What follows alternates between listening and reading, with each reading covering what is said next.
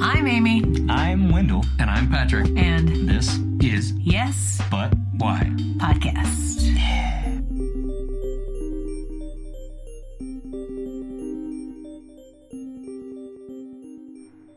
Yeah, they got Would you this far care? not I wouldn't being have cared. better. They got to 85 years by being the same asshole they were for that whole time. You know?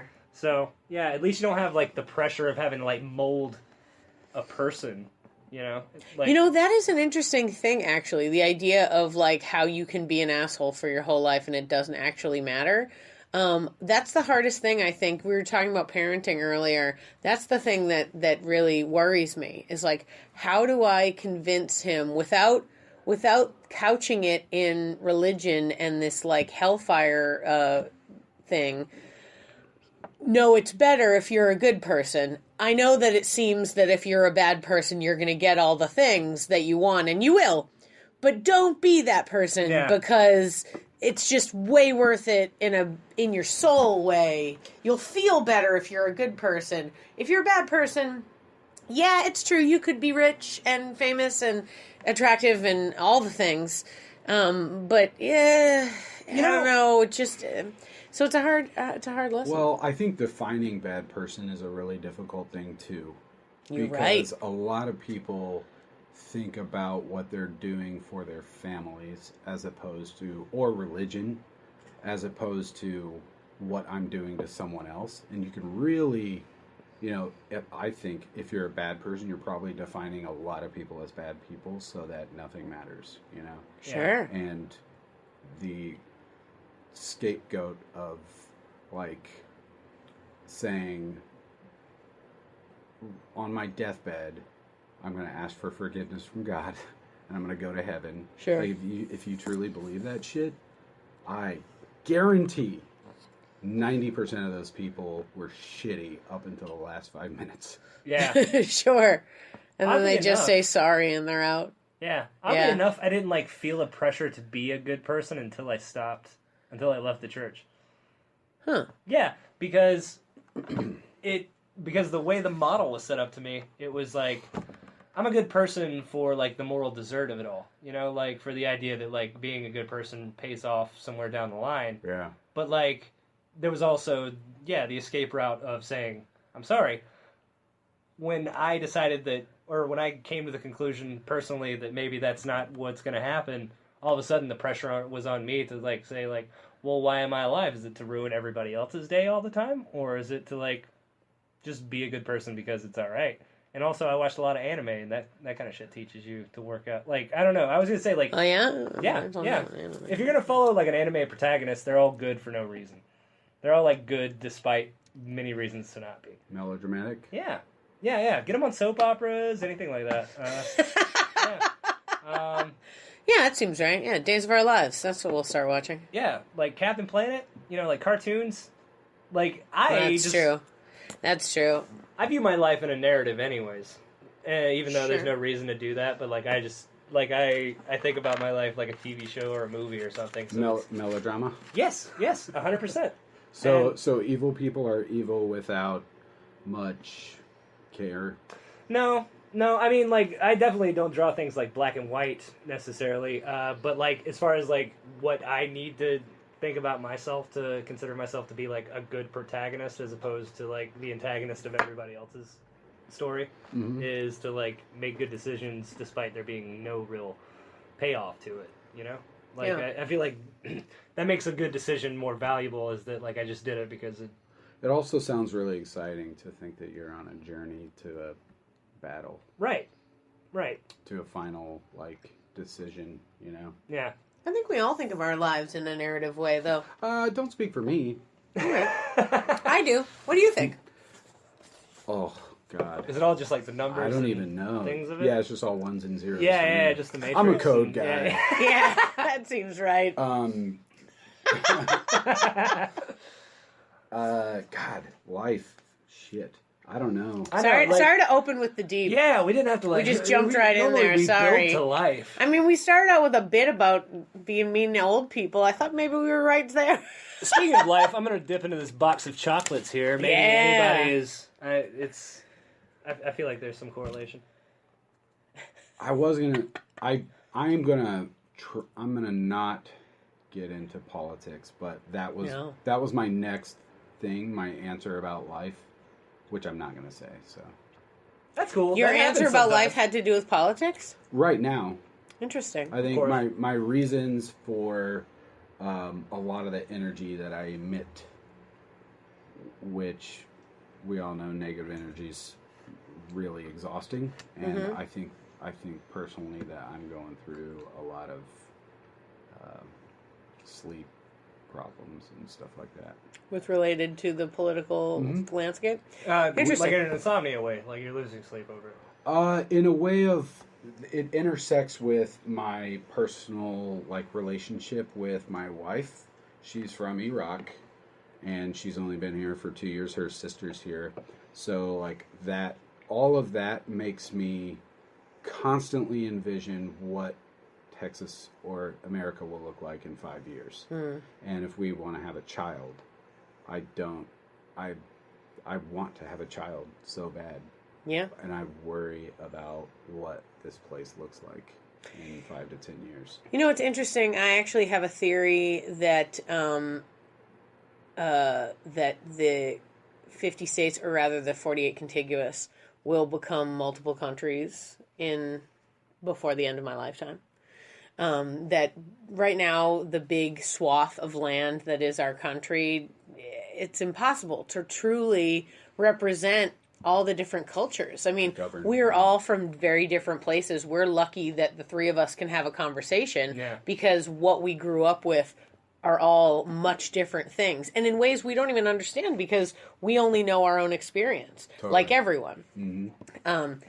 But so due to that, one of the reasons why I've decided to stay in Texas is I think Texas is safe. I think Texas is I think if stuff goes down, that I feel like Texas should be okay.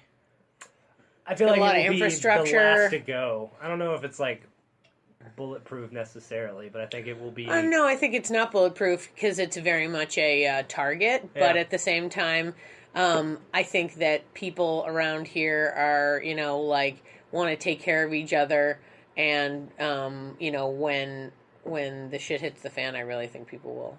See, I always thought that about South Carolina. I found that way with a lot of people, but I don't know. I always thought that about South Carolina just because who gives a shit about South Carolina? That was always my thought. Was if you're on things start to pop off. Yeah.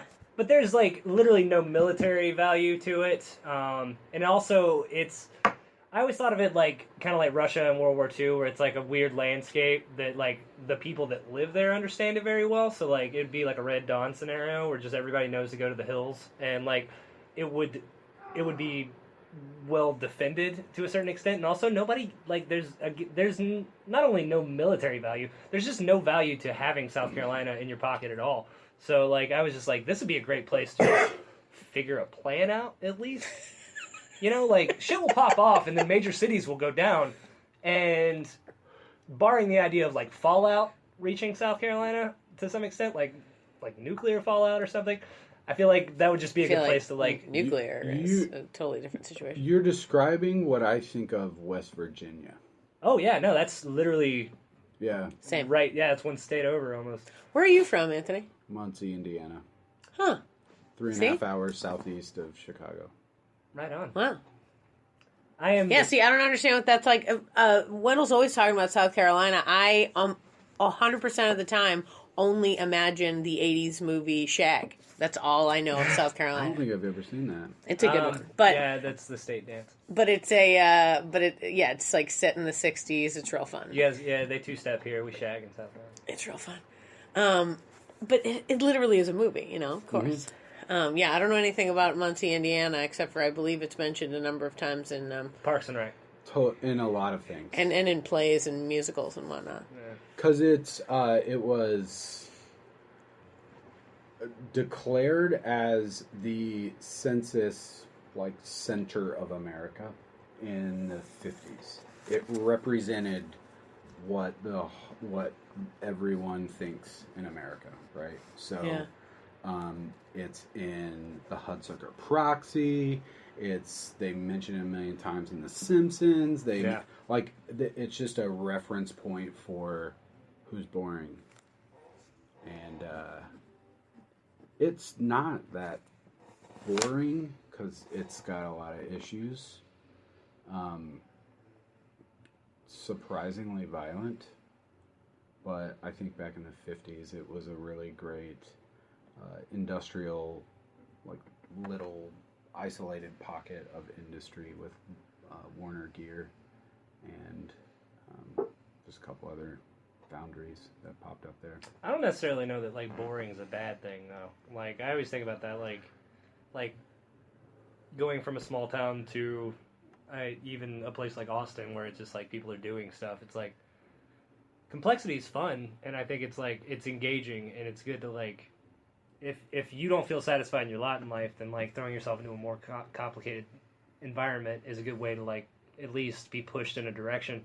Whereas, like, you know, like a small town in South Carolina or in Indiana that doesn't necessarily have a whole lot going on or, like, this big push, I think, like, there's merit to that in other ways. You just have to, like, value it in a certain way. Like, I miss simplicity a lot sometimes. Like, I do. I don't know. It's like, I don't necessarily miss it, but I do, like, understand why everybody in South Carolina stays where they are.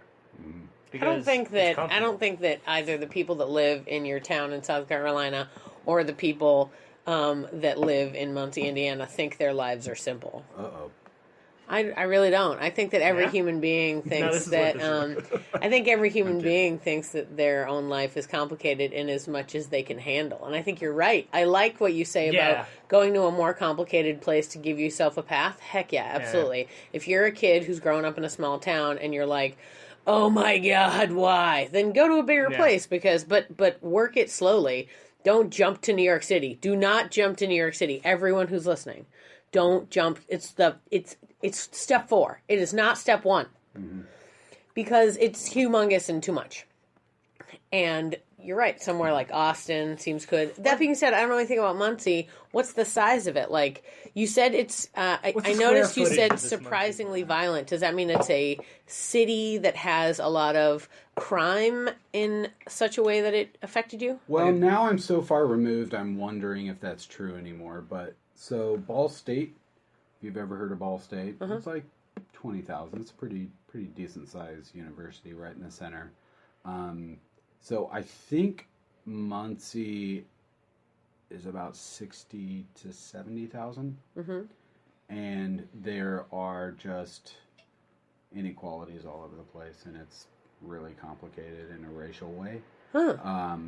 And super isolated. I personally am super proud and privileged to have gone to a very, very, very mixed school.